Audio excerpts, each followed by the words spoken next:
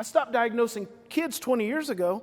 The breaking point was when I had a 5-year-old kid who already had 3 diagnoses and 5 medications. And so then I realized that if a child is operating at a level of stress, and see, this is what you're going to learn today that most people don't ever tell you, is that a diagnosis is a byproduct of a stressed out individual.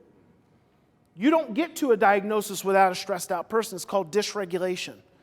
In fact, dysregulation is the fundamental cause of all psychiatric disorders. So when you have a diagnosis, you have a stressed out person. Well, the significance of that is that if you've got a stressed out person in your home who has a diagnosis, guess what that means for stress in the rest of the home? Everyone else is experiencing it. And if everyone else is experiencing the stress in the home, guess what everyone else could probably have? A diagnosis. So I stopped diagnosing children. Because if a child has to have a diagnosis, everyone needs a diagnosis. Because if I give your child a diagnosis, guess who you point the finger at? Your child. If I give your child medication, guess who you point the finger at? The child.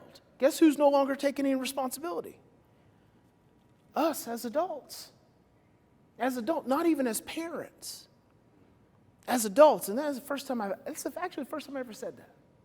Instead of saying us as parents, because guess what happens when I say, guess who doesn't take responsibility? Us parents. Guess what the first thing is you feel? You feel like some blame, some shame. But what if I just say, us as adults? Then all of a sudden, that kind of just makes sense, doesn't it? Doesn't it just make sense that the adults are supposed to teach the kids? So in order for an adult to teach a kid how to be less stressed, what does the adult have to be able to do? Be less stressed. Is that rocket science? No, it's like common sense. But you know what happens to common sense? When we're stressed, it goes right out the window.